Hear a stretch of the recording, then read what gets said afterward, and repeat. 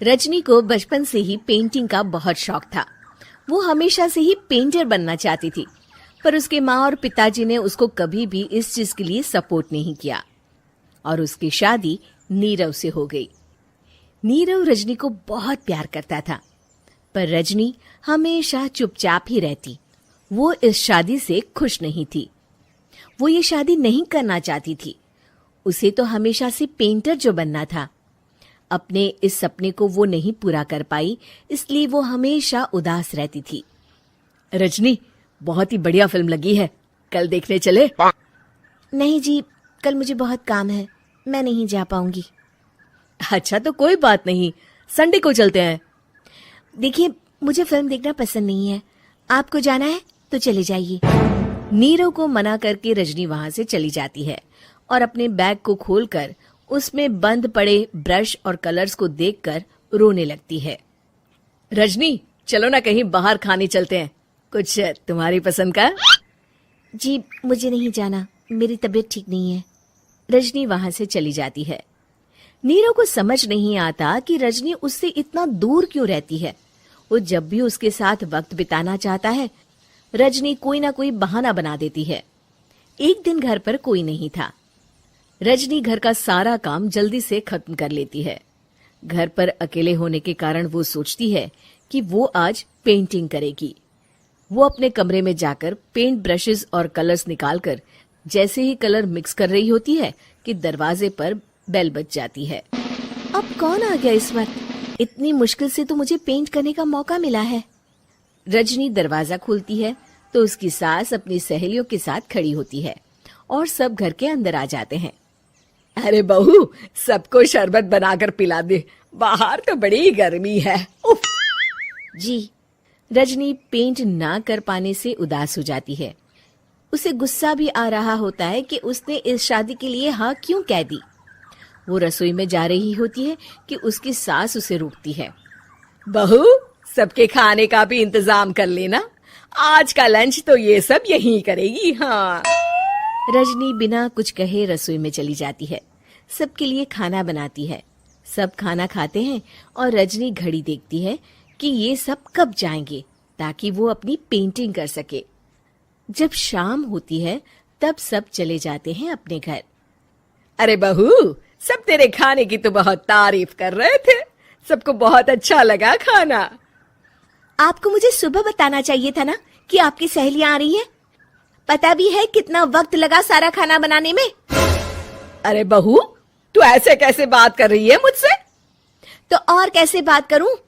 मैं इस घर की कोई नौकरानी नहीं हूं कि इतना काम करूंगी। रजनी अपने कमरे में जाकर दरवाजा बंद कर लेती है। शाम को जब नीरव आता है तो उसकी माँ उसे पूरी घटना के बारे में बताती है। क्या रजनी ने आपसे इस तरह बात की माँ?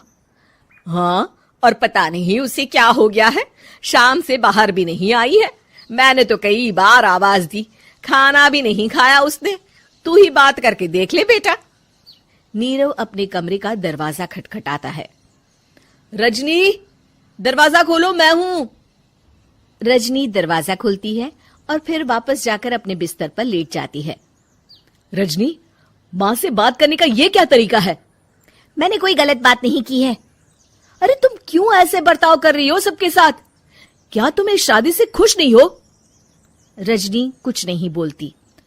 अरे बताओ मुझे रजनी, क्या ये शादी तुम्हारी मर्जी के खिलाफ हुई है? हाँ, मैं ये शादी कभी नहीं करना चाहती थी। तुमसे क्या, मैं किसी से भी शादी नहीं करना चाहती थी। रजनी रोने लगती है। चुप हो जाओ रजनी, बताओ मुझे, तुम क्यों नहीं करना चाहती थी शादी? रजनी बेड के नीचे से अपने पेंटिंग्स, कलर्स, ब्रश, पेपर्स निकालती है। इतने में उसकी सास भी कमरे में आ जाती है। ये देख रहे हो, ये थे मेरे सपने। मैं पेंटर बनना चाहती थी, पर माँ पापा ने कभी सपोर्ट नहीं किया और मेरी शादी करवा दी। मेरे सारे सपने टूट गए। हर वक्त बस गुस्सा आता रहता है मुझे। मैं जानती हूँ कि आप लोगों की इसमें कोई गलती नहीं है, पर मैं क्या करूं, मुझे समझ में नहीं आता।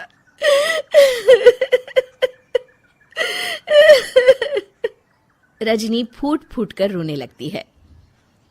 मुझे माफ कर दीजिए, आप दोनों के साथ मैं बहुत बुरा बर्ताव कर रही हूँ। अरे रजनी बेटा चुप हो जाओ तुम। नीरव पानी लेकर आता है। ये लो पानी पियो और शांत हो जाओ। रजनी पानी पीती है और उसकी सास पेंटिंग्स देख रही होती है। अरे नीरव, हमें तो पता ही नहीं था कि हमारी बहू कलाकार है। अरे कितनी अच्छी पेंटिंग्स बनाई है, देखो तो। ये वाली तो मैं अपने कमरे में ले जाऊंगी। आपको ये पेंटिंग्स अच्छी लगी? अच्छी नहीं, बहुत अच्छी लगी। और तुमने हमें बताया क्यों नहीं? तुम जब चाहे पेंटिंग कर सकती हो रजनी। हम तुम्हारे सपनों को पूरा करने में तुम्हारा पूरा साथ देंगे। हाँ बेटा, हम कला की कद्र करते हैं। हम कलाकार तो नहीं, पर मुझे गर्व है कि मेरी बहू एक कलाकार है। रजनी, नीरव और सास तीनों हंस पड़ते हैं।